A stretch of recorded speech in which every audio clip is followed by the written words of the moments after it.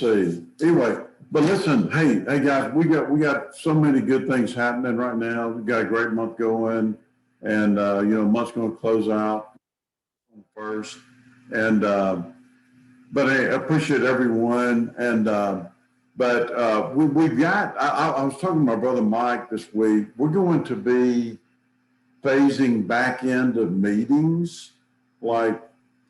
It's going to be very gradual. We're looking at maybe having a VP meeting and partners meeting in the next 90 days.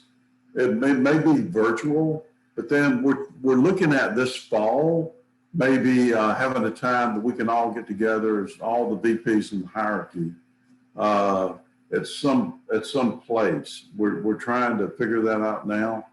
So, but anyway, we'll talk more about that in the next few weeks. But anyway, you think about, man, I was thinking this morning. I mean, thinking about our business model that we have in Primerica is just incredible. To build that company within a company, and I remember my first office. Our total overhead was $500 a month, maybe $525 a month. And I had my own little company within a company. And I was district leader. Of course, there was no office in Laurel at that time. So if there was going to be an office, I had to do it. But no inventory, no payroll. And, anything I made over $500 a month went toward my personal expense for our family. And then think about ownership. I was talking yesterday with my tax attorney. He's 75 years old, okay, my tax attorney. And he's established my trust and all that stuff. But anyway, you think about, I mean, he really has no plan to ever retire. Of course, I don't either, but he was just saying, man, David, your business model is just so incredible that we have here and in Primerica. But anyway, so this morning is going to be great.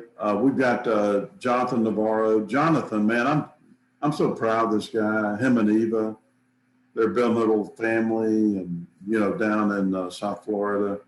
And I've been to Jonathan's office. Down in Sarasota, and it's just it's the coolest place.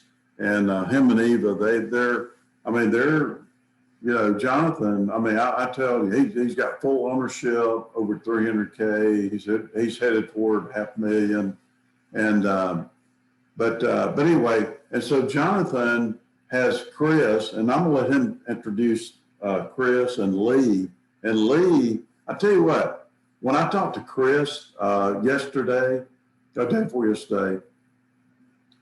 these guys, man, Chris is just, I'll let Jonathan tell you about them, but Chris he's a double stud, man. And Lee, I tell you what, everything they said to me, I said, look, whatever you just said to me, you need to say it Saturday morning because Lee is an ex-football player and a coach, and so we're so glad to have them join us this morning. This is going to be a great little session here. So I'm going to throw it to Jonathan, and then Johnson's going to go to Chris, and then to Lee. But I appreciate all you guys being willing to share with our team this morning. So God bless y'all.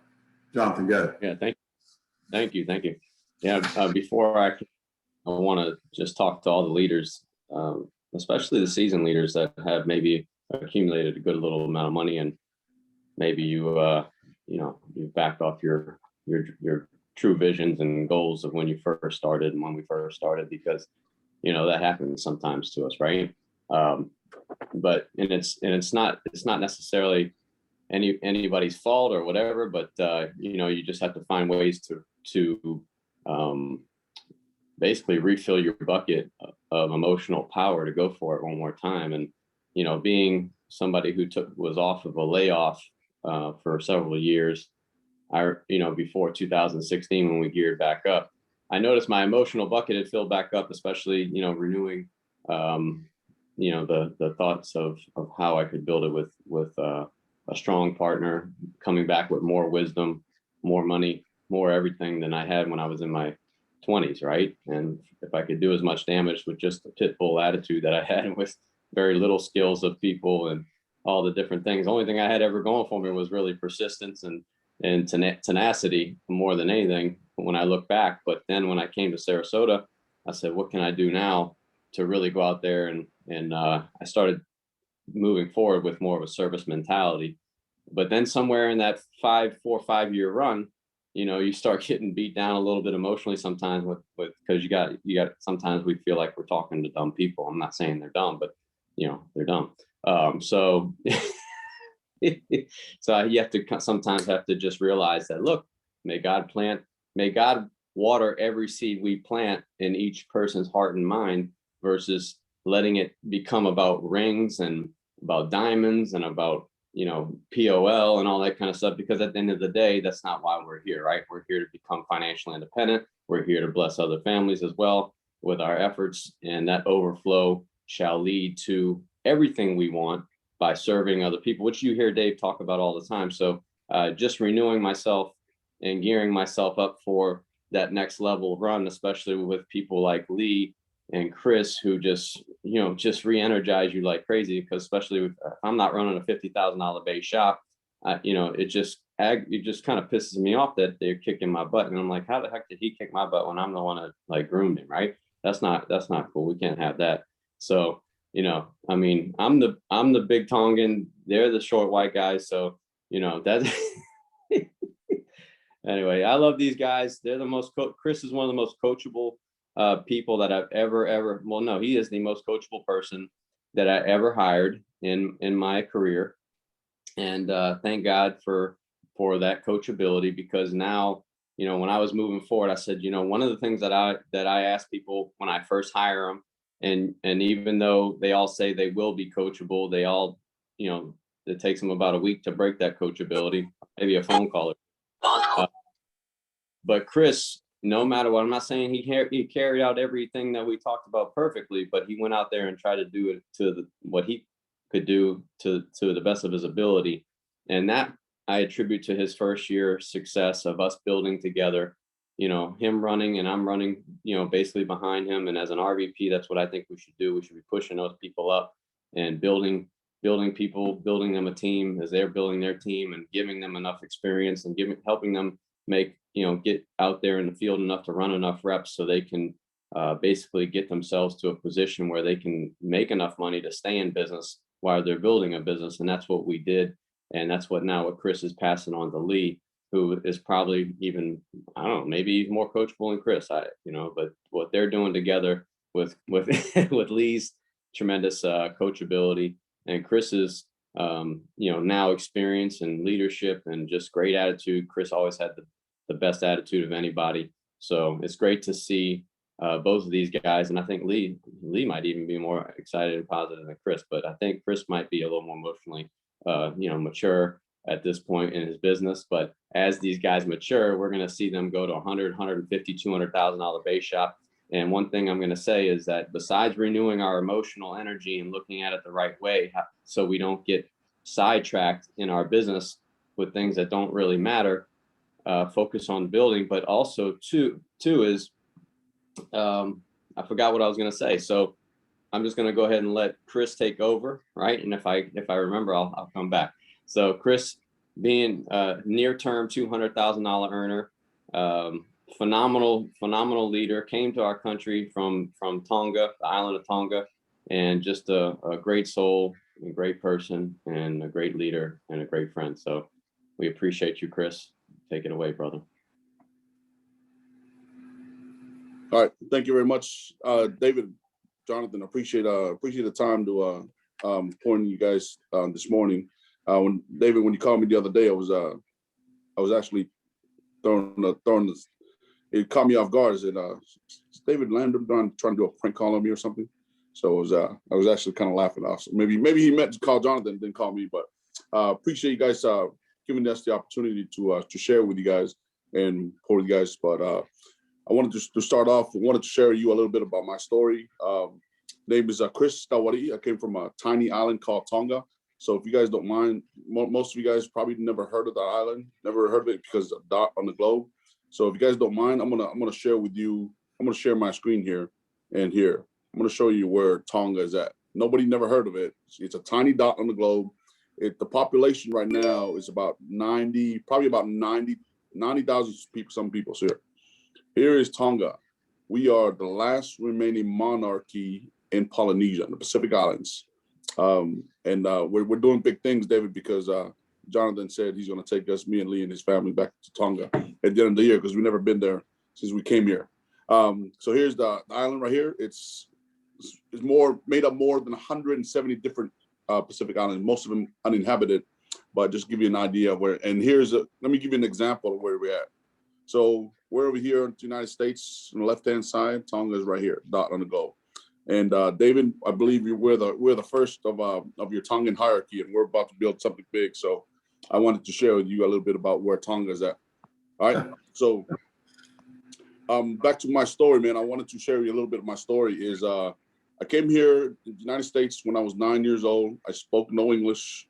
Literally back in 1986, I had to steal the neighbor's newspaper to learn to self-taught myself how to read because, no offense to you guys, David, we don't have white people back home. So I did not want to see the English ESL teacher in school because I was terrified of seeing her. So I stole the neighbor's newspaper and learned to self-taught myself how to read. I came here on a temporary visa. So a couple of years after that, I didn't know, but my visa expired. So I went through school and high school, and right when I was about to go to college, they had asked me for my social security number. I always wanted to go to college. One of the things that I wanted to do was always go to college and provide a better life for myself. So right before I went to enter my application for school, they said it requires a social security number. I did not have one. I was illegal. Come to find out, I did not have one. So basically, they said you can't go to school, man. I was terrified. So I ended up just doing like side work and volunteering in church. You know, God makes everything happen for a reason. So He put my head down and just volunteer and give back to the church and just do volunteer stuff. So going throughout the years and just doing side jobs, getting paid under the table, it was actually kind of frustrating a little bit because I couldn't do anything. I couldn't get a driver's license. I didn't get my first driver's license, I think, until I was like 27 years old. Fast forward back in 2003, I met my wife at a church function in California. We met, and she was a U.S. citizen, so she decided to help me out, and we got married a year later. And I finally, David, it was like 4 years after that, I finally got my social security number. I got my social security number when I was 31 years old. So when I was 32, I got my first job. Man, I thought I hit the jackpot. Man, I got hired at this bakery. Oh my gosh, it was like golden. So I just ended up going to work like 90 hours a week because I hit the jackpot. So I kept working and just providing a better life for myself. And fast forward, it still wasn't getting me anywhere. But fast forward, I met Jonathan at a networking event. And when I met Jonathan, and he said, "Man, come partner with me. I'm going to show you do some big things. And worst case scenario, you'll become financially independent in 4 to 5 years." So, David, where I come from, that word was very foreign language. You know, first of all, I was an illegal immigrant, and I was barely getting paid at my job. So for all of you guys, if you can speak English, if you make more than $12 an hour, and you're from this country, you're at a way faster pace than I was. So get to the grind and start hitting it because you'll get there a lot faster than I was. I met Jonathan, and I kept brushing him off for like two weeks. 2 weeks, said, "Man, come partner with me. I'm going to show you some big things. And worst case scenario, you'll become financially independent in 4 to 5 years." And I just kept brushing him off. And he said, "Man, get away from me." Here I am, like 6'4", and here's this little guy. I think he's like, "Jonathan, are you even 5 feet yet or no?" Like 5 feet, if he's 5 feet. So I just kept brushing me off. What is this little white? Hey, Chris. Hey, listen. I tell you, what you're saying right now is so powerful. because you know what it did though? Because you had to fight for this opportunity, fight to be here in our country. And the thing about it is, what's so powerful to me is like the best thing ever happened to me is the company, after I went to a fast start school with Art Williams, then I put my application in. The company turned me down because there was no office in Laurel, and that made me want it more. And I think Right. people, they just don't appreciate, it gave me such an appreciation. Once they said, okay, we'll let you in, I was like, oh my gosh, I get to play ball here. And it made me hit it with more intensity. And Nice. so many of us take it for granted. But man, I mean, what an incredible story. But you keep going, okay? I'm not, whatever. Right. Yeah, that's awesome. That's good. Yep. So after 2 weeks, Jonathan chasing me around, he said, I'm gonna pre-fill in your IBA. I'm gonna go to the Indianapolis convention. When I come back, I'm gonna submit it in. So back then, guys, we were living paycheck to paycheck, and we didn't have, like, I think it was like 99 plus I think it was like 199 back then. We didn't have that. So Jonathan said, man, have this money, we'll let you get caught up with your bills, and then you'll get, and then we'll submit it when you come back. So when he came back on Sunday, me and my wife were just crossing our fingers. I think we had like, Jonathan, I think we had like 126 in there. So barely, 124. We had 126 bucks in there. So it barely crossed by. I had to beg my wife to, please let me do this. Please, just let me do this. Just let me try this out. This white guy keeps harassing me for 2 weeks. Maybe it'll give us an opportunity. So we barely paid for our IBA. And then after that, he said, go get your license. And this is what he told me right here, guys. It clicked to me, and I will never forget. It said, get a license, come, do everything I'm going to tell you. Do everything I'm going to tell you, and money will never be a problem to you. Okay. So mind me, I just met this guy for like a month and a half, but the way he was looking at David, he had something that I wanted. Okay. There's a reason why he's freaking on Siesta Key Beach at 38 years old and vacationing. What the heck is this guy doing, dude? Go find a job or something. All right. So there's a reason why he was doing that. So I went and got my license. I tried it 3 times. I tested 3 times. I'm not the brightest shed in the house. So I tried it 3 times and I failed it. On the 3rd time, I tried it. So David, I did what most people wouldn't do. All right.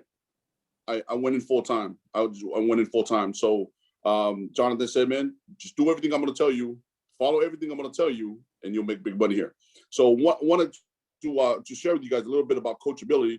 Sorry, I'm not technical. I wanted to share the screen, but one of the things that made me buy into everything that he was showing me was after every appointment, I would call him up. Okay, talk about being coachable. If you guys can take some notes, I suggest you take some notes. So I would call him up every single appointment. I would call him up. He would smack me around.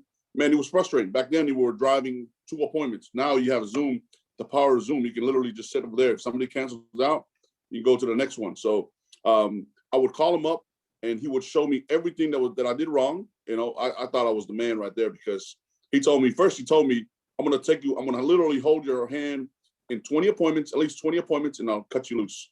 That was a lie. He held my hand for like, I think it was like 3 appointments. All right, buddy, you're on your own. You're on your own. But hey, it's either you sink or swim, right? I was buying into this guy, and I needed to make this work because my family's financial backing was on this right here, because I trusted him after a month and a half. So I did what most people wouldn't do. So I don't suggest everybody does that. Go all in. But hey, if you've been through my roads, life's all about taking risks. So you just gotta have faith in somebody that where they're at a place where you want to be. Get all in, buy all in. If they're making 6 figures, go for it. Buy all in. They'll have your back. And now I've taken that and I've implement that into my guys right here. You get licensed, come full time with me. I'll make sure money will never be a problem to you. But what he did was, David, was what I like it was because Jonathan laid out the game plan for me. You know what? You go on this many appointments, okay?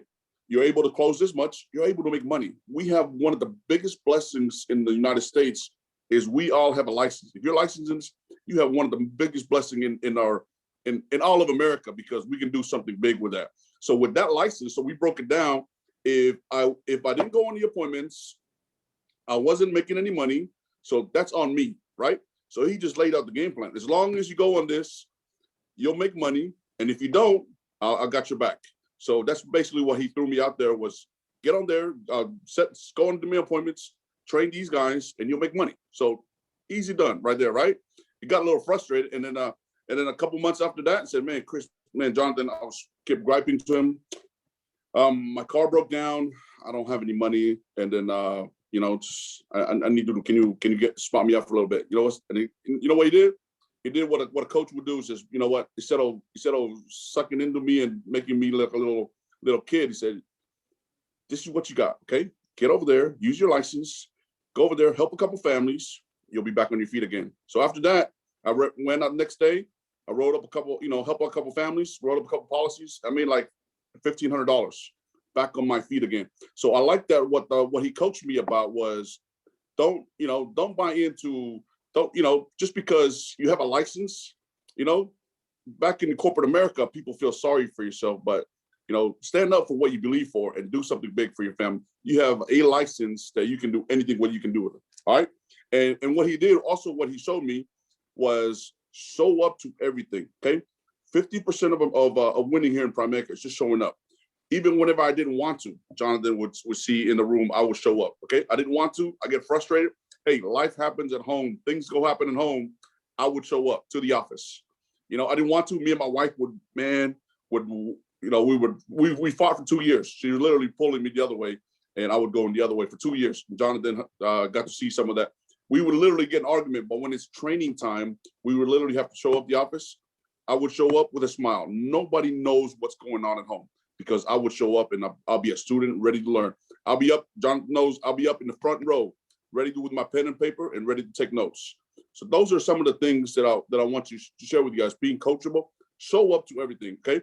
If you show up, your coach has your best in mind, and they're out there to show you big things. Also, see yourself before you get there. One of the things that he wanted me to, that he also showed in me was he presented this opportunity to 10 people. Okay. 10 people in our office that I knew of. I knew it was probably more because he was looking to grow and open up and grow a big office in Sarasota. So I knew of 10 people. So he said, I'm looking to create and develop 10 regional vice presidents in the Sarasota area in 2020, making $100,000 to $250,000 a year. Okay. When he told me that, he said, just tell it to everybody. So I was making $12 an hour. I was barely getting by. And here's this guy right here pouring into me to actually believe that. So David, I come from money. We grew up poor. So I was just leaping in faith and I was believing everything he told me. So I would sit down with people. I think our checking account was like barely like $50 or something. And I was actually talking that. So the more I talked about it, the more it came into place. So I trusted it, and he knew exactly what he was talking about because he's been here before. Okay. So I was trusting everything that he was telling me. So I was going about talking to recruits, say, I'm looking to, and I put myself in the picture. Hey, we're looking to create and develop 10 regional vice presidents in our area, Sarasota area, making $100,000 to $250,000 a year. I'm number one. We're looking for 9 other people. Okay. So I started putting myself in that picture. Okay.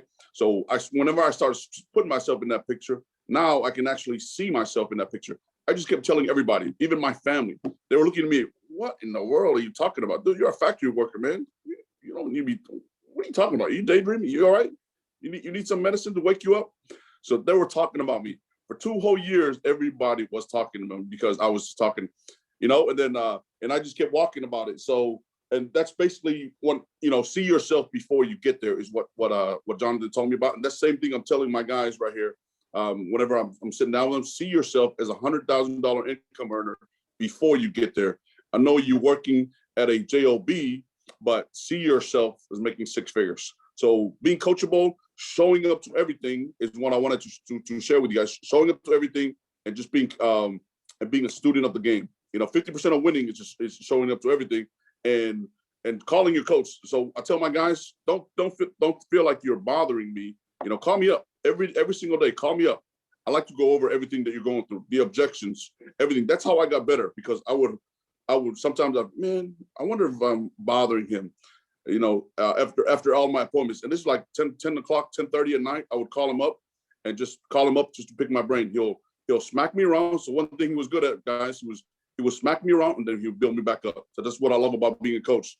The coach is there. Your coach is there for your best intentions. Okay, they're there to coach you up and then build you back up. So that's basically what I've learned from him, and I'm looking to do the same to my guys. And it's not always a perfect. It's always a learning experience because I'm still learning myself. So that's a couple of things that I wanted to share, and also the sharing the vision. See yourself before you get there. If you guys don't mind, David, I'm going to share my screen over here. I learned this from my coach, Jonathan. So one of the things that I share in my office is I got this right here.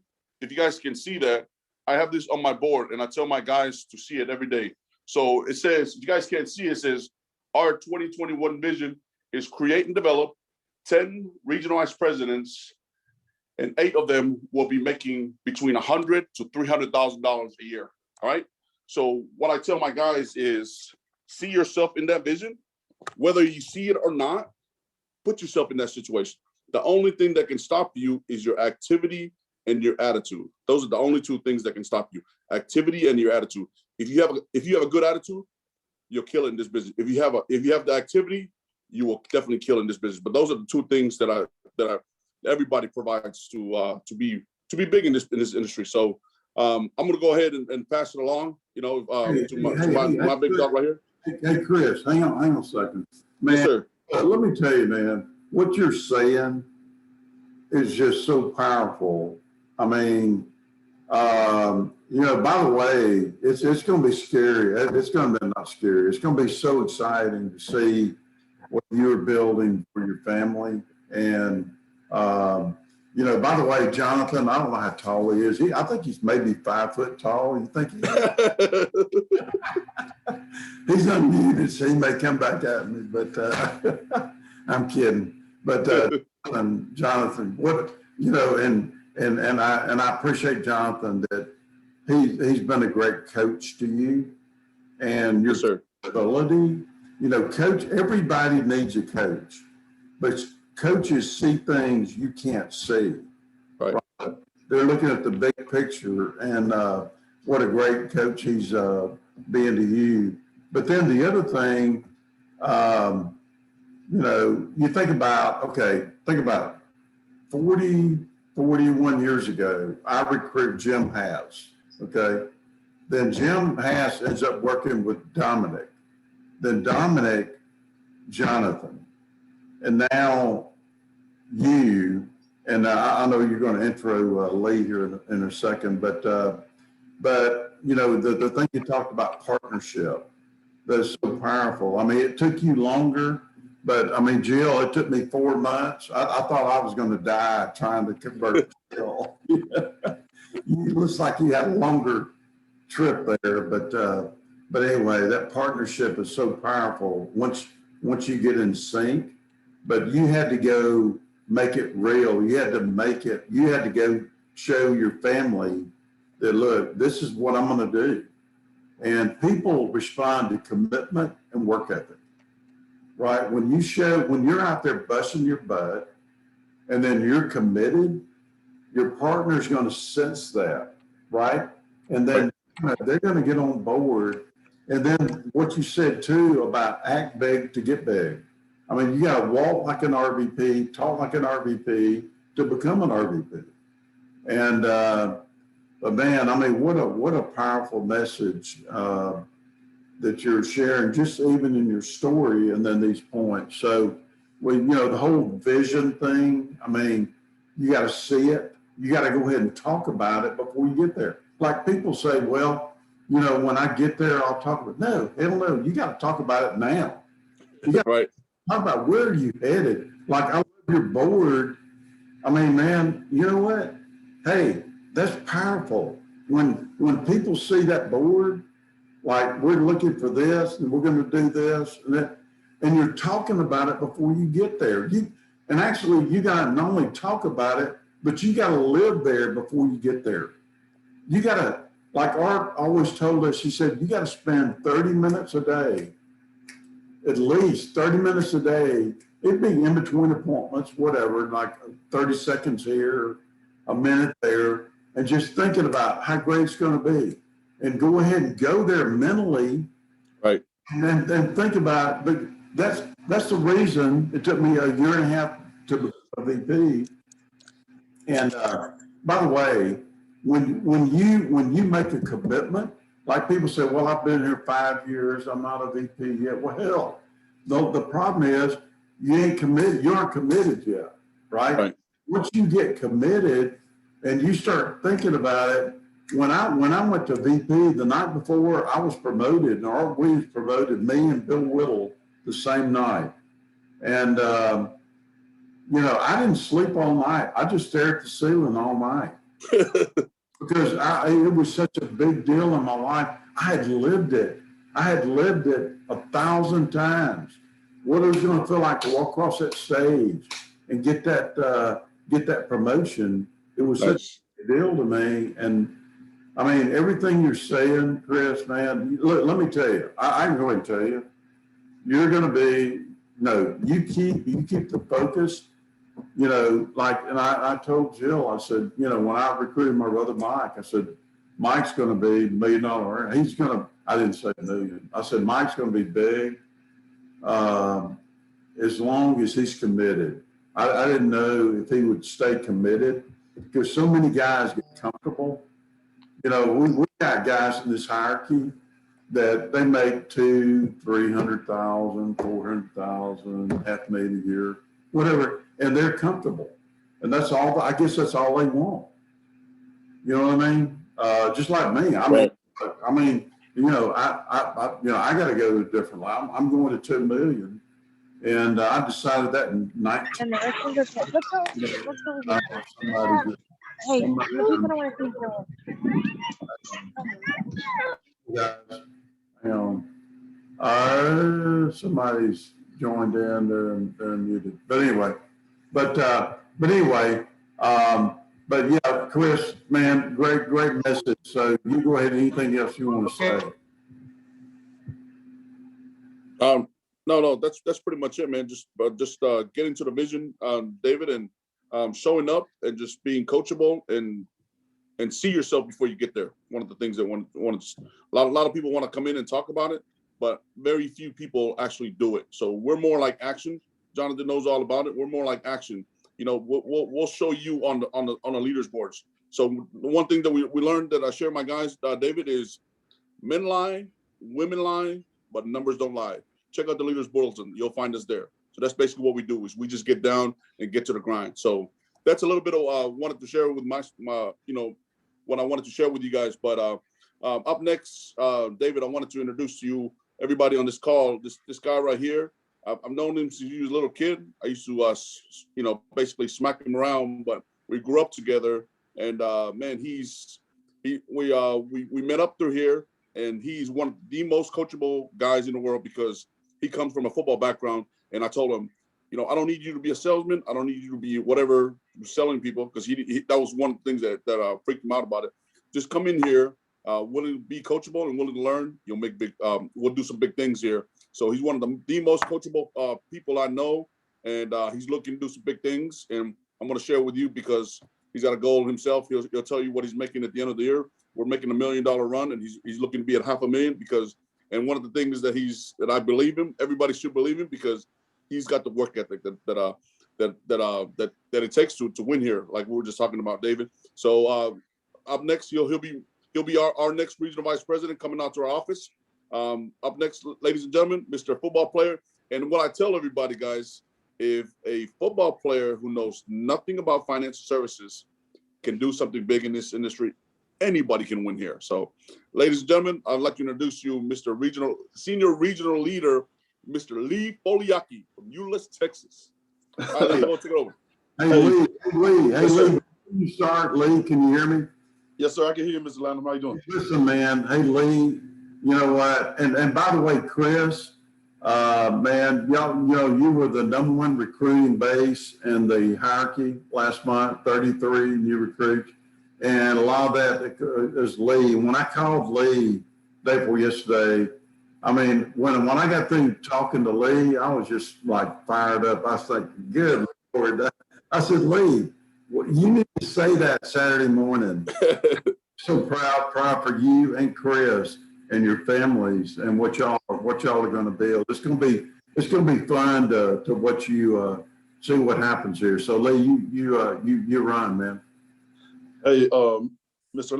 Landrum, it's funny you were talking about that phone call because I was telling Chris because Jonathan was texting me. He was like, "Hey, man, Mr. Landrum, 1.3 passive income leader of the hierarchy is going to be calling you." And when I'm texting him back, you called, and I freaked out. I was like, "Oh my gosh!" I'm over here trying to think of something like I'm thinking scripted. Like, what am I going to say to Mr. Landrum? Dude, like, he's the man. He's the man. But we got on the call, and I mean. Yeah, I was excited just as much as you were just to be talking with you, and I appreciate the opportunity to get to talk. Chris and Jonathan, man, y'all are my guys, and whatever you guys, the plan is, I'm just being coachable, and I'm gonna follow it, right? Because you guys have something I want, and just like because I've heard, be careful who you listen to in Primerica, right? A lot of people in Primerica say a lot of different things, but then there's some guys you just need to kind of do some research and see the the background, like what's the body of work, you know what I'm saying? Like is he doing this, is he doing that? I want to figure it out. But yeah, Mr. Landrum, I appreciate the opportunity to get to speak today, and I just want to thank God that Primerica found us, and it's I'm going to get into it with my story, but it's kind of cool how this all connected. But I'm happy to be here, and shout out to any Army veterans on the call, or military people. You know what I mean? My wife is a retired veteran, so it's much love to you guys and much respect. And then if I have any Aggies on the call, hey, gig 'em, baby. I know Mr. Landrum might say something else. I know y'all are SEC guys too, but yeah, but A&M, baby. Yeah, but just a little bit about myself. My name is Lee Foliaki. I'm half of Team Foliaki. My beautiful wife Beatrice is on here. Like I said, we run a partnership. She's a retired Army veteran, and I really respect her because I've always looked at Army people like they were on this pedestal, like they serve our country and even all military, right? And when we got married, I had to move to San Antonio. I don't know what it was about people being in uniform, but it always like made me nervous, right? And my wife's like, "Man, relax, dude. There were normal people just going to work." But it's just a respect thing. I got big respect for those guys, and just wanted to share that. But a little bit about myself, guys. Just like Chris, when we grew up together, we both didn't have no Social Security, guys. Like, I'm gonna tell you about my story. I got to come over from Tonga to America on my mom's passport, right? I was born. I wasn't even 1 yet, but I was allowed to come with her on her passport. So that's how I got. That was my entry into America was on my mom's passport, and she tells me that every day, right? Even when she's mad or she's happy, she's like, "Hey, remember that passport? Remember that passport? I brought you over here, all right? I brought you over." And I was like, "Mom, don't worry. I need that passport because once I go regional vice president, I'm going to share your story, right? Because that's my parents' legacy that I get to carry on. And with Primerica, we get to keep adding to that, right? Like, what do you want to be remembered for? Like, that drives me. Before I go to sleep, I think about it. I think about my kids. You know what I mean? I got 2 boys. They get to carry on the last name, right? So I could easily sit here and be like, "Hey, Lee," but Lee only means me, right? My last name means us, so that's my family. But just like I was saying, I came over on my mom's passport. All my mom told me was like when I was growing up, because I wanted to start working, right? I wanted to help my parents because we were poor. But no, I'm not going to say poor. We were broke, right? We didn't have too much money, but we had enough. My siblings got left behind, and I already knew the game plan. My parents said, "Lee, you just go to school, and just do what we say, and basically don't ask for anything." All their money was going to get sent back home to Tonga because my siblings were there. And I think they kind of felt bad that they had to leave them behind. But the immigration process, one person has to come here. They got to file documents and then go through that situation and bring the family over. So my dad came first. He came here to America because, hey, this is the land of opportunity, right? My dad came here first by himself in probably, I think it was like 84. Came here, planted the seeds, and then worked his tail off to bring my mom and myself over. So we got here. All my parents said was, "Hey, Lee, just be grateful you're here. You're in America. Don't ask for anything because we got to send the money home." So that's what I knew growing up. So what that taught me was I had two decisions. I could either sit there and be like, "Hey, feel sorry for myself," or I could sit there and find ways to win, right? So yeah, I don't have a social, but I can still make things happen. All right. And that's just kind of, and I'll see my dad work 7 days a week because just like Chris said, Chris got his social when he was 32 and he was excited. He's just happy to have a job. So my dad treated that the same. He had work ethic, but given opportunity to just work, he worked 6 days a week. He took off on Sundays because of church. So I seen that growing up, even though we didn't have too much money. And guys, the thing that's cool, I had a tax ID number. I got to go to school with that, right? When I started figuring things out, I was like, hey man, started getting good at sports, right? So in our city, there's a lot of guys that just kind of go through the motion, they'll ball out in high school and then just end up going to get a job, right? That was kind of the environment. There was a couple of guys that went on, so there wasn't too many people to kind of look forward or look up to kind of see yourself as them, right? So I was going through high school. I was one of the top players in the country, and I didn't have no thought process to continue beyond that, right? Chris, let me tell you this funny story, guys. Chris, like he's the big brother, right? He's like he said, he used to smack me up. I was that little pain of a kid. I was that kid that if they called you, like Mr. Landrum, if my parents called you like, hey, we're gonna drop Lee off, you're gonna be like, hell no, unless you're coming with them, hell no, right? I was that kid. And everybody's parents are like, yeah, don't hang out with Lee. He's this bad kid, and I was just full of energy. That was it. I wasn't bad. I was just full of energy. But let me tell you this story about Chris. I'm going through the recruiting process in high school, and Chris calls me every day. He's like, hey, Lee, I know you're doing good in football, but where do you see yourself after this? Where do you see yourself down the road? So Chris was already coaching me, and it's weird how, years later, we're in the same position, but he used to pay for me to take my ACT and SAT, guys. You know what I mean? Like, we didn't have money to do that. He used to call me and say, hey, Lee, I'm going to pay for you to take your SAT and SAT because you need to get out of here. You got a big future, and I need you to get out of Euless, right? So he used to do that, and I've always had love for my brother, bro. So, like, Chris is a regional vice president, but I don't see him like that. I see Chris as brother. He's big bro. Like, me and him kind of get into it, but it's a good get into it, right? Like, I come in there with ideas because, it's funny because he's like, man, all these guys ain't made it. Always got ideas, right? And I'm just like, Chris, I'm not trying to act like I know everything, but hey, what about this? What about that? Because we can help each other, right? Being a student of the game, right? Would you agree? Like, being a student of the game, it don't matter what position you are. You can be at the bottom and you can be at the top, but the people at the top still take notes though. You know what I mean? So like, it doesn't matter what level, still be a student of the game. But yeah, back to the story. Sorry guys, I got sidetracked. So that's high school. I earned a full ride scholarship to the University of Colorado. Man, the whole city's behind me. They're like, let's go, Lee. But all it took, guys, look, all it took was my coach in high school to ask me, and he's one of the most influential coaches I've ever had. He said, Lee, do you know you can get school paid for? I was like, nah, coach, I'm just playing football and I'm gonna go work after. He goes, no, God gave you the talents and you need to take advantage of it. You can get school paid for with your talents, which is football. So he just said something and it snapped, like something clicked in my brain. I was like, oh, I know my parents don't have money and this will be my ticket out of here. This will be my way to help my family through sports. So I got a scholarship to go to the University of Colorado. Found out later at the end of the summer that I couldn't go because of clearinghouse, right? I passed my ACT, my test, but me playing catch up, the scale, it didn't even up with my GPA. So I had to take a detour, right? So I had two choices at that point, guys. I'm telling you, God always checks me, right? Because I will get too high and God wants me to come back down and be humble, right? So I got sent to junior college. I thought my road was over, man. My parents were upset. The whole city was like, Lee's gonna be a failure and all this stuff. So I was like, all right, cool. I go to Kansas and I had two choices. I can either just go there and then, not do what I was supposed to, or I can go there and be the best version of myself, right? So went to Kansas, ended up becoming a junior college All-American, won a national championship.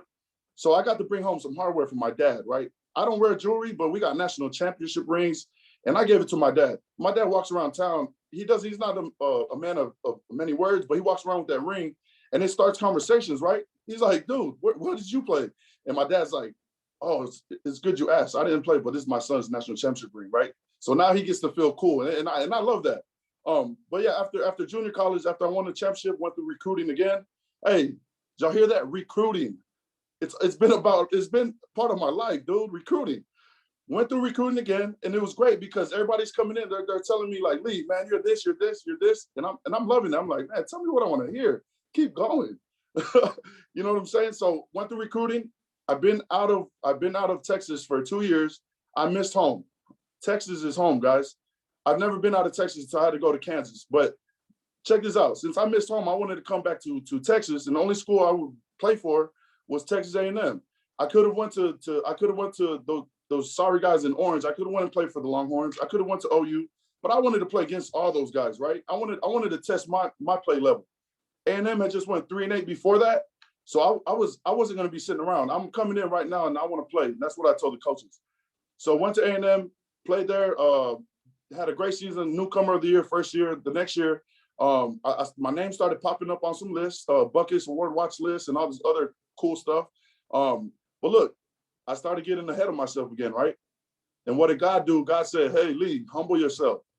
You know, I can give this to you right now if you deserve it, but if you don't deserve it, if you're doing other stuff, I'm gonna take it away. So guys, I'm getting ready. I'm on draft boards, my stocks are going up, and then boom, I get a season-ending injury, right? And all I thought in the locker room, I was like, man, I got to get back to the basics. And all my mom said when she called, she goes, Lee, what are you doing different? You need to go back to church. You need to get back like in the word and all this stuff. So it hit me different, right? Because I'm sitting here like the game's still going on. I'm like telling the trainers, hey, put a cast on my forearm. I need to go back out there because I'm thinking about the draft. I'm just thinking about Lee. I'm not thinking about nothing else. And that's why that happened. So after A&M, I went into the NFL draft 2006. I had a few teams that were looking to draft me late. I ended up getting signed by the Minnesota Vikings. And I get up there, guys, and this is the first time I've experienced not being able to do nothing with no Social Security, guys. They said, Lee, we can't pay you. You don't have no Social Security number. And dude, this is the dream, right? You play football to get here. Not play football to get here and they tell you like, hey, Lee, you can't be here because you don't have a social. But my agent was in contact with the GMs and stuff like that. So they knew I had to come home. They knew I had to come home and get all my documents during minicamp.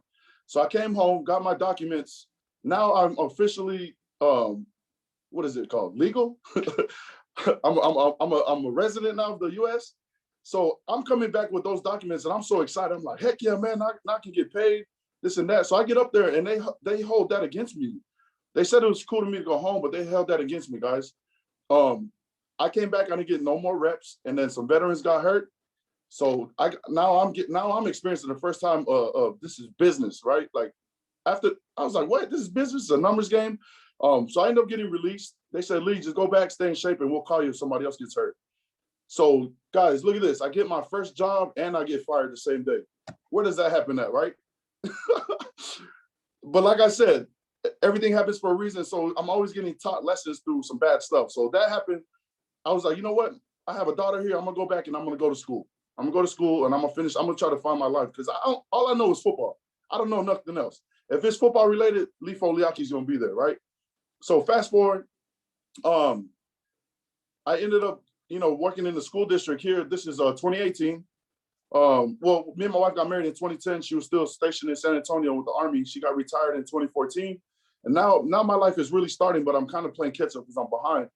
So we moved back to the Dallas-Fort Worth area to be around family because we had kids and we needed help, parents watching the kids so we can like try to build our lives from there. Chris has been bugging me since he's been in Primerica. I don't know what year that was, but as soon as he got in, yeah, he called me. I was probably on his top 10 list or something, but he called me and I used to like just look at Chris calling. I look at my phone. I'm like, oh man, what does Chris want? What does Chris want, man? What does Chris want? Why is he calling me? 2.5 years, guys. And Chris still has screenshots. He still shows this to me this day. I'm like, what the heck, Chris? Why do you keep that mess, dude? But guys, here's what happened though. Chris has been in going on 3 years. I put him off. I pushed him away. I talked crap about Chris. I'm like, man, Chris Chris is he's this insurance guy, because that was a talk around town. So it built these bad thoughts in my mind, right? Everybody talking mess about the insurance guy. We didn't sit there and think like, dude, Chris is actually here to help us. Like, he's here to help us. But just being small-minded, and from the town we're in, I was just going along with what everybody else was thinking and saying. So Chris, for 3 years, has been bugging me. And guys, look what happened. Like I said, I feel like God intervened. It took my brother committing suicide this past April 2020, guys, for it to change my mind, right? My brother committed suicide April 2020, and it changed my mind. It changed my thought process, everything, changed my life. So March, I'm coaching at my high school. So look at the timeline. March, I'm coaching at my high school. We get sent home for COVID. So the teachers are home. Teachers and coaches are home. So I'm not doing anything. I'm sitting at home. We're on Zooms and stuff like that for school, but I'm not doing anything. April, my brother commits suicide, and my whole world flips, right? And I'm like, oh my gosh. Like, I felt pain, but not this kind of pain. But this is what happened, guys. Like I said, God always checks me, and I always get two options. Either I can sit here and feel sorry for myself and just be like the rest of the family, or I can turn this tragedy into triumph, right? So look what happened. I called Chris. One day we met at one of our cousins' house, and I was like, we just had this conversation, right? I was like, hey, Chris, because my mind's starting to change. I went through a little depression mode, but when my mind changed, I was like, I see life through a different lens now. Now I have purpose, guys. I found purpose through tragedy, man. I've been here in America all my life, and I didn't know what my purpose was. You know what I mean? Like, my purpose is to serve and lead people. That's what I was doing in football. I've always been a captain, right? Why did they pick me to be captain? It's not because of my skills. It's because I'm a leader. You know what I mean? Like, if the guy that doesn't have the most talent, I know how to connect with him. I know how to build him up to where he thinks he's All-American. He might not have the physical attributes that I have, but dude, that mind is a beautiful thing. You get that mind to change, dude, you can be whatever you want. And I wouldn't have never learned that if I didn't get the opportunity to come here. All right. So I asked Chris, I was like, Chris, how can you help me help you? Please, how can you help me help you? And then he said, hey, come by the office, I'll get lunch. And we came and sat down. And guys, this is the thing. My brother didn't have no insurance. My nephew's still here. There's nothing left behind. So I'm passionate about this at this point, right? Like, I'm like, dude, I'm freaked out because me and my wife don't have nothing. She's a former Army veteran. I'm working for the school district. We don't have nothing because we looked at life insurance like it was just another bill.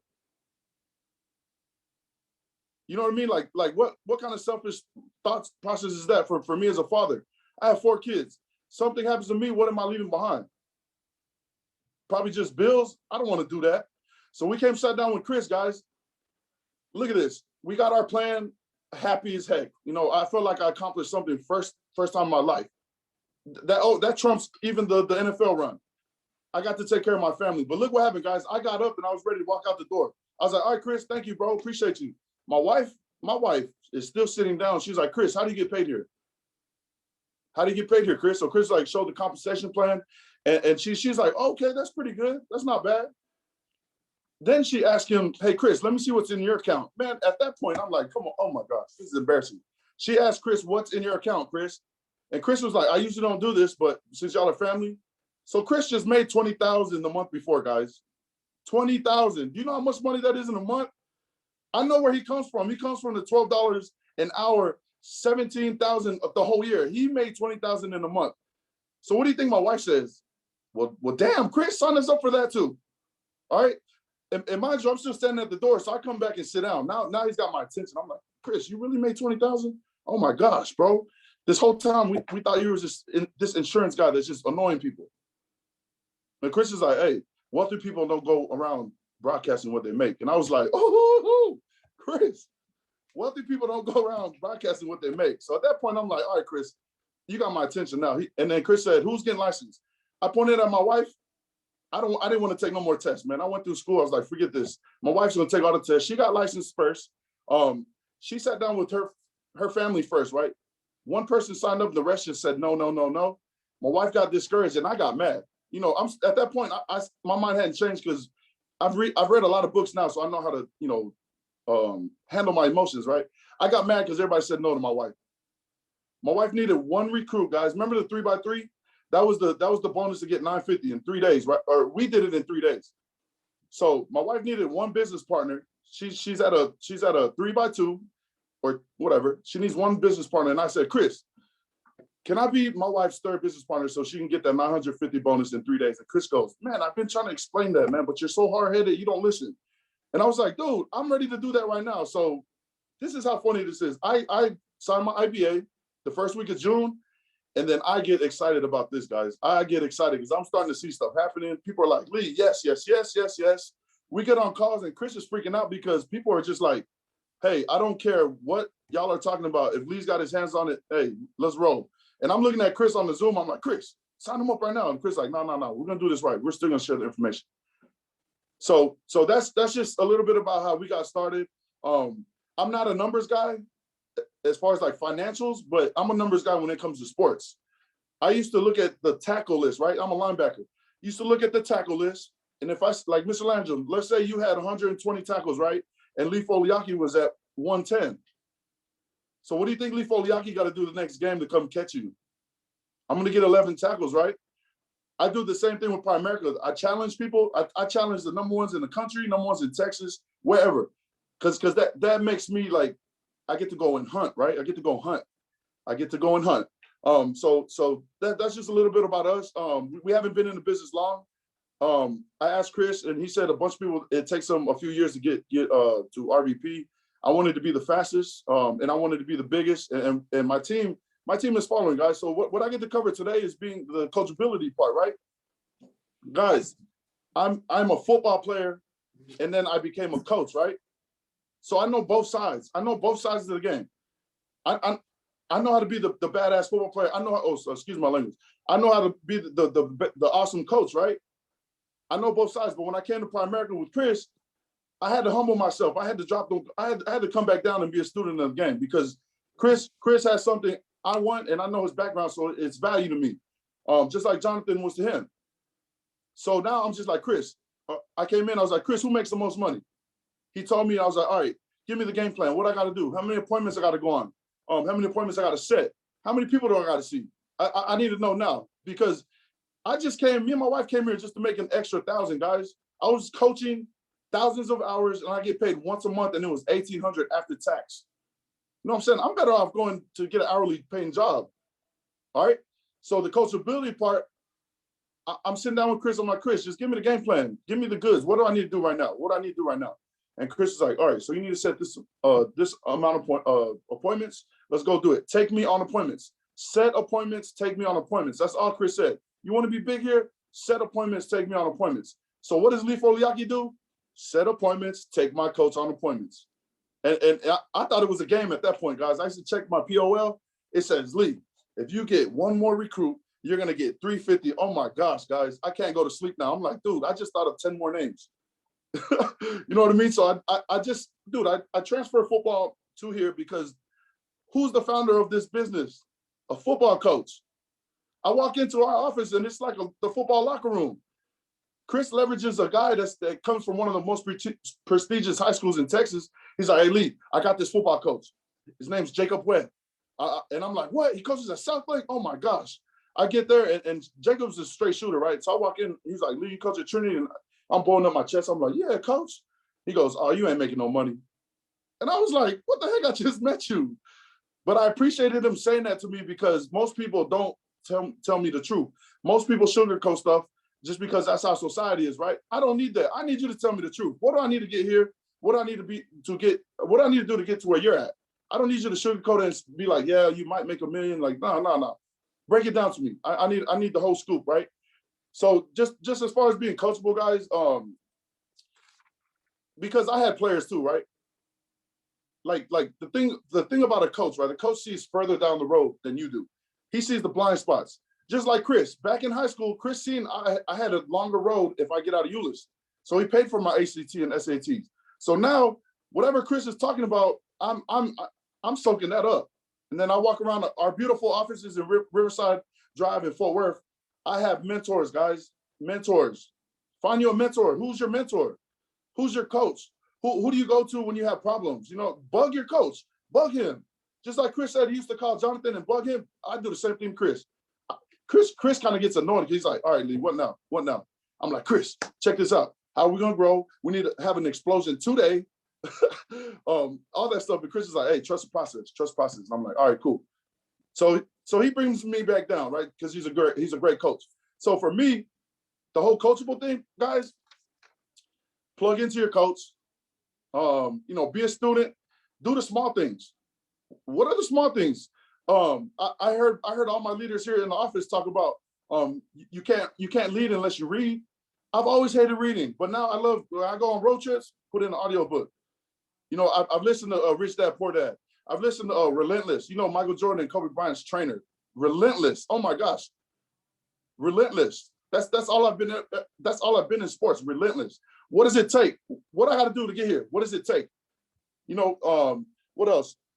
Be all about the team. Coachability is all about the team, guys. It's all about the team. The coach just has their ticket. That's like that one teacher, right? You might not like her, but you better damn sure act like it. She got that passing grade for you. You can sit here and be like, well, I don't like Miss So and So because she's mean. All right. Do you want an F or do you want a passing grade? Yeah. So do what it takes to get the passing grade. That's just like with Chris. All right. He always pours into me, pours belief, because there's been certain parts of time in here. Well, the belief thing wasn't there, right? He's like, Lee, just keep seeing yourself as this. Keep seeing yourself. He made me write daily affirmations, guys. I never heard of that. What is daily affirmations? When I started writing those down, let me tell you what my daily affirmations was, guys. It was to be the #1 recruiter in the country. It was to five guys better than me. Be the best trainer, never quit, and I was going to be $100,000 earner. And I asked Chris, I was like, Chris, we've checked off most of these things. Like, can I add on to the affirmations? He goes, yeah. That's just not the end. No, you keep adding up. You just keep adding to it and keep telling yourself that. He's big about what you feed your brain, right? He's big about that. Whatever you think about grows, right? If it's negative, that's going to grow. If it's positive, it's going to grow. Whatever you think about is going to grow. So the coachability part, guys, is real big. If your numbers aren't where they're at, hey, plug into your coach, man. Go back and revisit a list that you made at the beginning when you first started, because there might be some people on there, because it's all about timing, right? It's all about timing. There might be some people on there that you need to follow up with that hey, man, Lee, I seen on social media, man, you're doing pretty good. And you know what I tell them? I said, hey, this could be you. What's up? Do we need to revisit a conversation? The next part is the duplication part, right? This is tough, but it can be done, right? Duplication. So for me, I'm seeing my leader, he's leading from the front. All right, guys? He's leading from the front. So when I see Chris's work ethic, okay, I see how Chris works. Okay. Now for me, for my business partners that I'm training or I'm bringing on, Lee Foliaki has to lead from the front. All right. Nobody's going to follow a leader that's not putting in the work.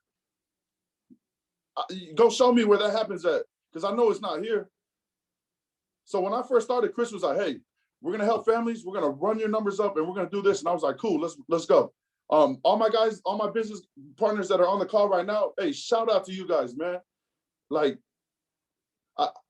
man, because I get emotional, right? Because I go to sleep and I sit there and I think about like how I'm telling these guys, I'm giving them the vision that Chris gave me, and I can't go to sleep because I'm excited, dude. I'm excited to see all my guys winning, man, because it's not all about me. My job is to deliver. I present the opportunity, but my job is to deliver, man. I'm a servant. I'm a servant. God wants me to serve. All right. So for my team, if I see anything that's wrong, I'm pouring into them. I'll call them. I say, hey, hop on Zoom. Art Williams said, make the emergency a meeting or whatever. Hey, let's hop on Zoom real quick.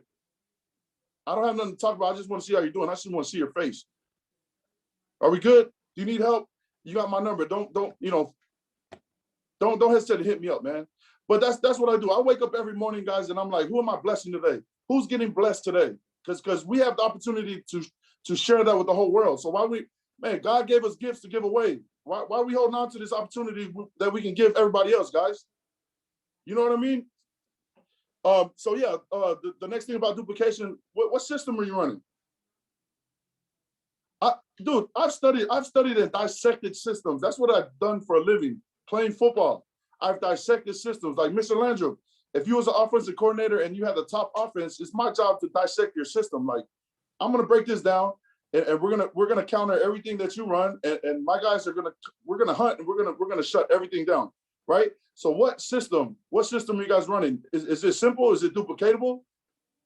Like if you're a guy, if you gotta duplicate yourself, right? Because that's what Mr. Landry wanted me to talk about.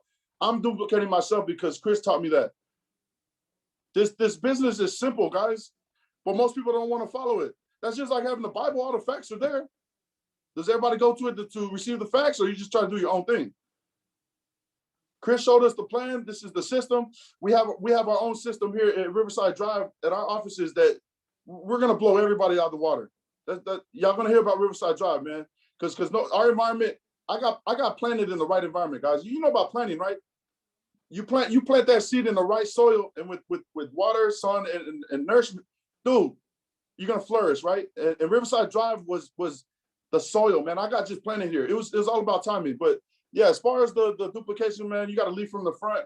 Your system has to be simple and efficient, and you got to duplicate yourself. So the only way you can do that is lead from the front. The next thing that I was going to talk about was I just wanted to share a few things, guys. This is a few tips that I've learned just from listening to people, right? So what is your culture? What's the culture like where you guys are running y'all show from? Our environment here at Riverside Drive, oh man, it started with 4 brokers. They could have easily had egos of like, no, not wanting to share the office, but dude, everybody here is winning.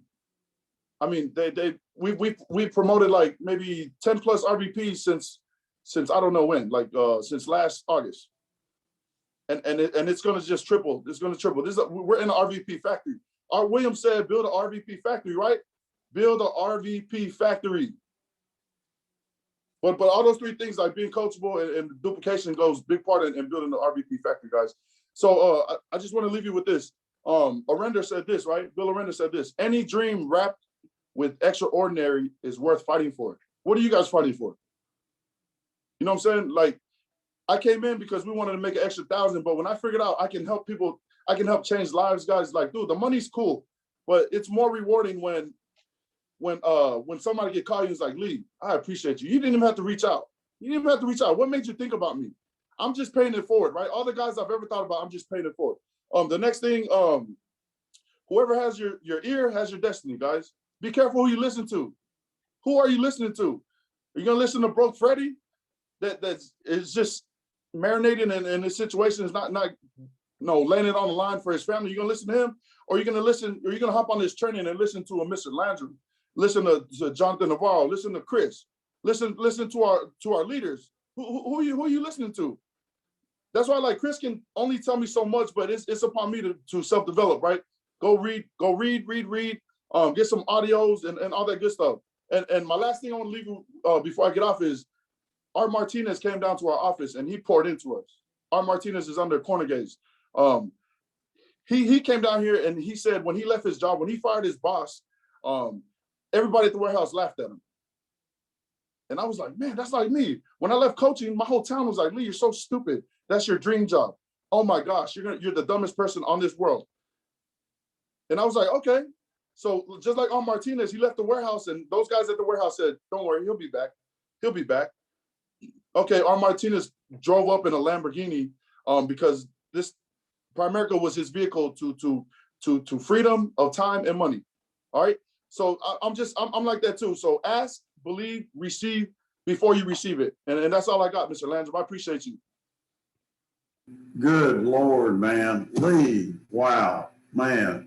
You and Chris, y'all, you guys have just nailed it today. And I'm thinking you're going to be a 5th generation RVP to me. So, Lee, but that's going to be so awesome. And of course, Chris, number 4 generation. But you know, what a legacy, and what you guys are going to build for your families. Because I play things out. I always think way down the road. I think, okay, what's this going to look like in 5 years, 10 years, and all that. But and you've been here, Lee, 9 months. 9 months you've been here, and he's the #1 recruiter below RVP in our hierarchy for the last few months or whatever. I hadn't looked at all the numbers, but but anyway, it's incredible. But several things as you and Chris talk, I kept making notes here about things that, you know, first of all, humility. You know, success leaves clues, right? And you see somebody walking in humility as a servant. And, you know, the thing I've always thought about, I don't, you know, every appointment, every interview, I always focused on, I'm going to go in as a servant, and I'm just going to see if I can help somebody. And I always said a little prayer. I said, Lord, you know, even when I didn't feel like it, I was just exhausted, whatever. I said, Lord, if I can go in here and just make a difference in their life, then let's go. And man, you know what? People pick up on that. People pick up on humility and a servant heart. People pick up on that.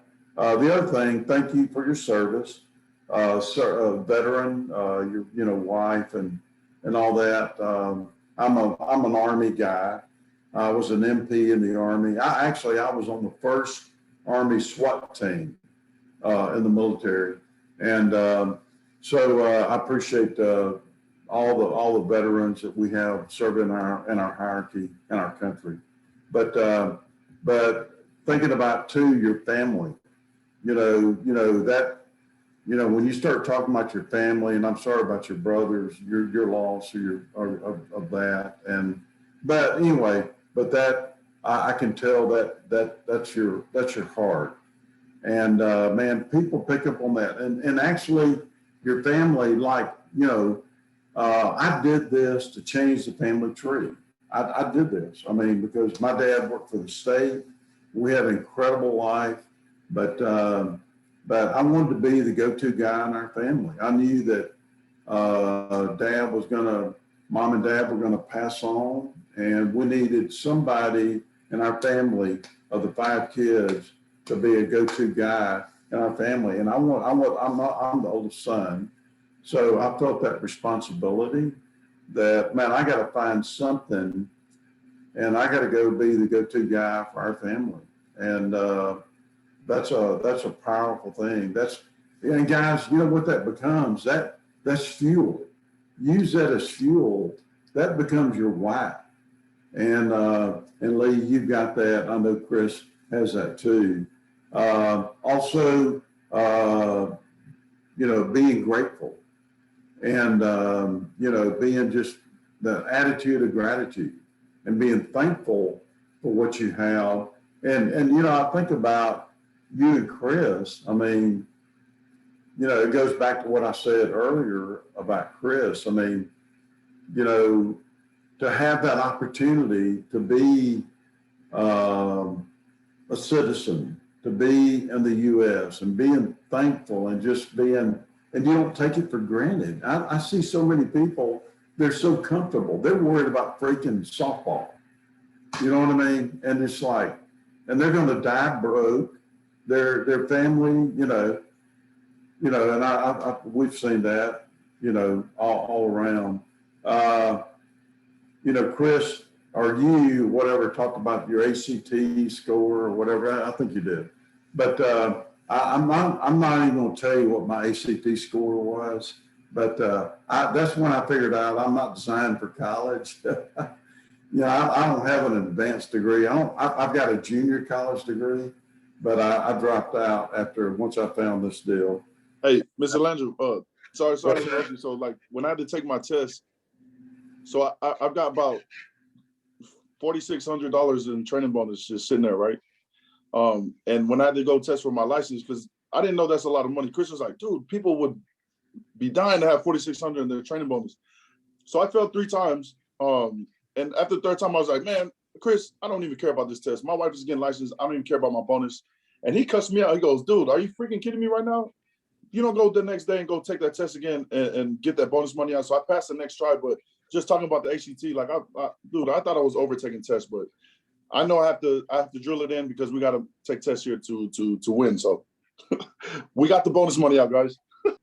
Wow. Well, you know what? And I'm looking at the responses to what people are saying on the chat. So you and Chris hopefully will look at that as we close out. But it's 11:17, so well Central.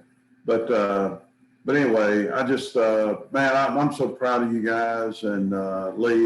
You and Chris both. When just when we were talking day before yesterday, I said, "Crap, man." I said, "Be sure you say what you just said to me." So.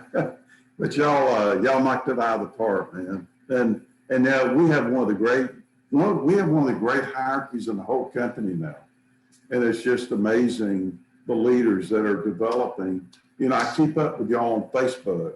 I keep seeing your events and that type of thing. So I think we're friends on Facebook. I know Chris and I are, but I see what you guys are building, and we're just so proud of you and everything that's happening. So let's be the top hierarchy in the company, David.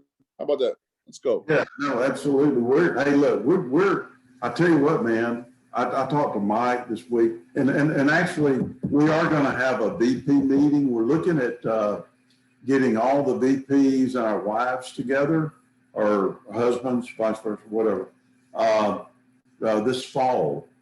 So we're looking at that, and so we're gonna ease back into events. Okay, we're gonna probably do a virtual. We may do a virtual VP meeting in June, and then this fall we're gonna plan an event somewhere. We're trying to figure out where it would be central, where people could fly in or drive in.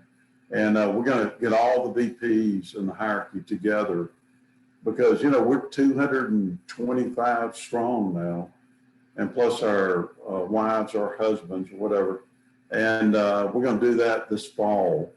And then we'll crank back up in some larger events in 21 as the pandemic kind of subsides. I got my antibody test week before last, and I've got antibodies, so, but I'm going to get the vaccine too and all that stuff. But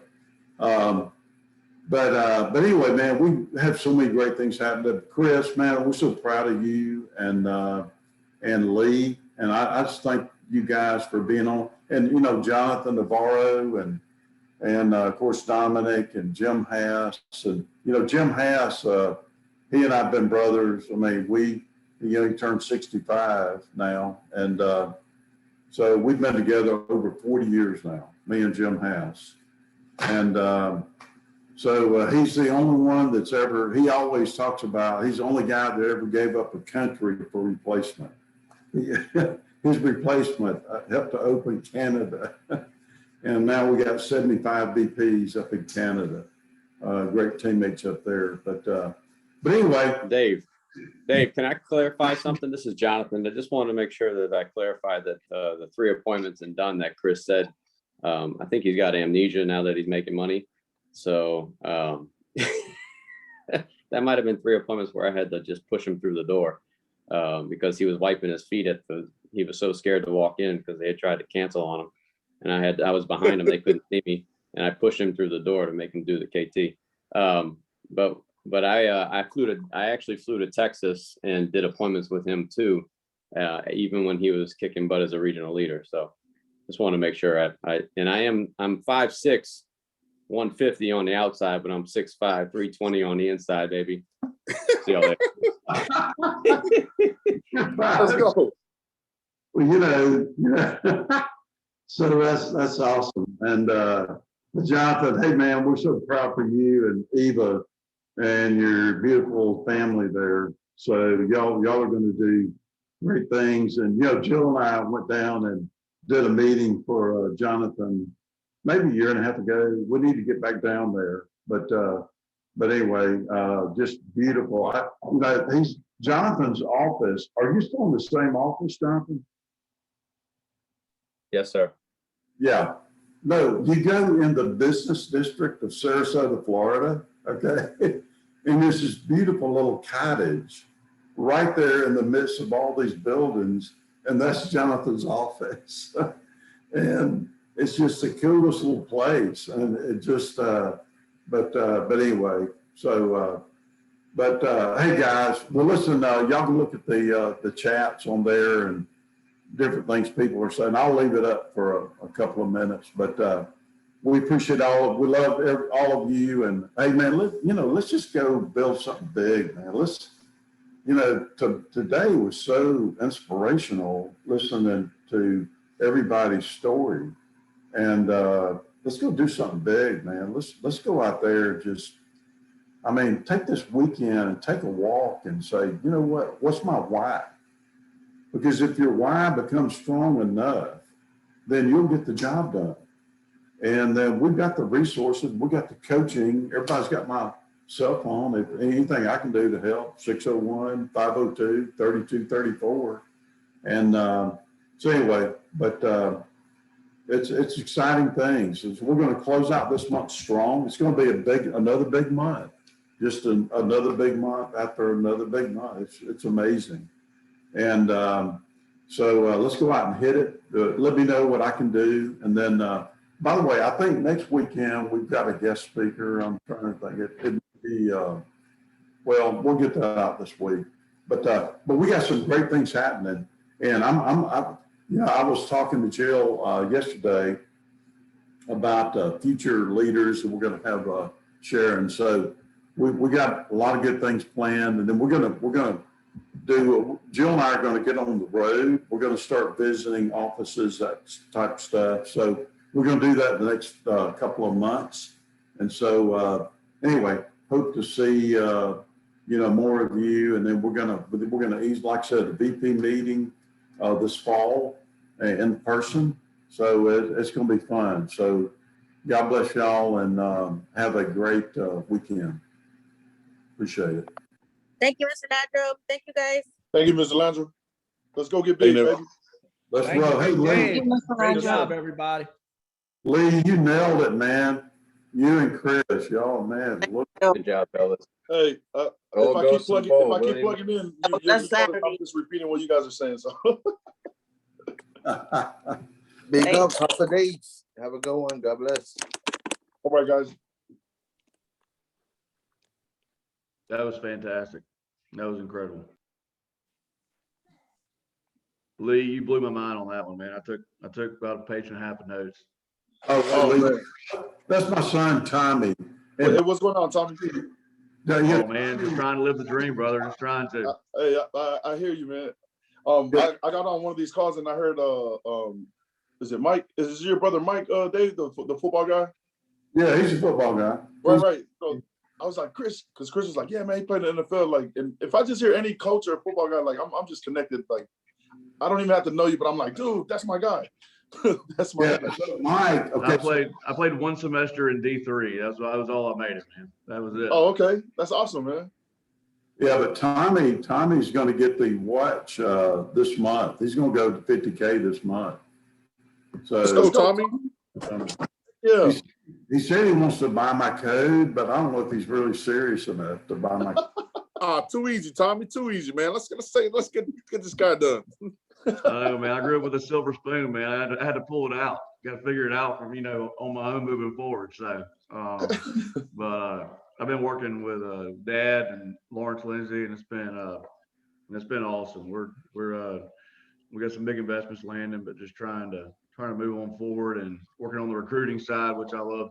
You guys both discussed. That's such a huge part, and that's the biggest hole in my game. And I appreciate what you guys shared, Chris and Lee. That was awesome with regards to recruiting. So that was a big. It was. Tommy. Your dad has my number. So if we can connect sometime, we can just talk, because the recruiting part, man, I love it. It's fun. I like I said, I played football, so I was used to being recruited. So like, and then I when I started coaching, I was over here trying to not recruit, like scouts and stuff to come take my players, but that part is fun to me. You know what I mean? Like everything else, I have that in my back pocket, like as a tool. But the recruiting part, man, I love it. I have fun with it because I get to, I wake up every day and I see people on social media complaining about life. Like they're inviting me to come talk to them, right? They're like, man, I hate my manager. My boss said this to me, and it's all my friends. So then I just send them a message like, hey, bro, what's going on? Come by the office. Let's go catch lunch. Let's catch up. And they've seen stuff with me with social media, and because a lot of people follow me. And a lot of people told me no at the beginning, but they wanted to see what Lee was going to do with it, right? So now it's coming back, but Just yeah. like you said, annoy your coach. I'm going to annoy you on Monday. All right, come on, Tommy. Hey, Tommy, write my number. Or what's your number, Tom? Let me write your number down. It's 601 Yep. 572 7970. 7970. All right, I got you, bro. I'm shoot you a text here in a minute. Awesome, man. I appreciate it, Lee. And Thanks, think about man. this, Everybody did a great job. That was awesome today, guys. That was so here's on the chat, guys. Evelyn said she took 2.5 pages of notes this morning. And hey, by the way, when people talk about they have trouble recruiting, I don't get that. To me, that's the best product we have. I mean, why in the hell are we? Because most people, okay, don't do their job. When you look at how many people don't like what they're doing, they would love to be an entrepreneur. Because I used to, every semester I go to, this is years ago, I stopped doing it, but when I ran for Congress, but I did like 5 years in a row. They would have, or 4 or 5 years, they would have me up at Ole Miss talking about to all the seniors in School of Business. And they would, and I would ask them, I said, how many of you want to own your own company? And of course, there's a business school, but every hand in the room would go up. So if you look at people want to own a business, and then how many people don't like their job, and how many people like extra income? I mean, hell, that's like everybody in America. Right. Go, Brad. I can't understand. You're a lot sharper than I am, bro. Hey, Chris. I can't understand why people. I think my main issue with recruiting is a lot of the people that I'm meeting with are set or retired, or they're already in, really good financial shape, and they don't hate their job as far as my KTs are concerned. And so, they're a lot of them are CEOs, a lot of them are retired, they're rolling over 401k, stuff like that. And so they're not necessarily looking, most of them are pretty well off. So really getting out there and just prospecting, which is tough right now. Everybody wearing a daggum mask. Right. Hey, Tommy, are you still in the warm market? Man, my uncle and my dad ate up my entire warm market, brother. Oh, really? Yeah, because I remember I listened to Ig Partners because I'm still in the hot market, right? So I started in June, but I haven't even put a dent in my contact list. So like a lot of my personal stuff, I get to run it through the team and help build all my guys up. But one thing I have noticed was like because our office does, so Primerica does the company trips, right? Our offices does trips too. So like most of my guys they're like obsessed with the trip stuff. Like, what trips? Because let me tell you this one story. This girl, my wife already reached out to her. She said the timing one, right? I got to talking to her. We were just talking about just life stuff, and then I just asked her. I was like, hey, check this out. I know you talked to my wife already, but I'm trying to qualify my kids for this trip, and this will help me get promoted. And she was like, all right, cool. What do I need to do? So we signed her IBA. This was in August. She didn't want to do nothing until October. And I was like, hey, cool, don't worry. We'll just get your IBA started. And then whenever the time's right, we'll move. So she downloads the app. She starts doodling around, and she ended up just like, oh my gosh, this is amazing. She's like, Lee, I want to start tomorrow. So I asked her to help me with the trip, and this is what happened. I turned around and I helped her win that same trip that she was helping me with. But we have a lot of stuff just to use. But yeah, the Ian Pruckner thing, the 1,000 name list, like I thought I had a lot of names, but when I listened to that, a bunch more names just came in my head. I was like, dude, who did I go to elementary with? Who was my elementary teachers? Like, who did I meet at church? Like, because I know you said maybe your dad and your uncle maybe have ran through the list, but dude, there's still more people. And just like I tell some of my guys, if you're in a cold, find somebody that's get back in the hot market, but find somebody that's in the hot market, and just roll from there. Yeah, that's good, Lee. And that, but Tommy, I wasn't addressing you on that. I wasn't criticizing you. Oh, I know, we're good, man. I'm not No, over there. And but I was get just on saying board. We're good. that's the best product we've got is opportunity. And, and I think that, but Lee, but by the way, Tommy, you think about all the people you went to school with, your teachers, I've never talked to any of them. I got folks to call. I do want to get up with you, Lee, though, on kind of your approach and all that stuff, man. Yes, sir. I got you, bro. I got you. Okay.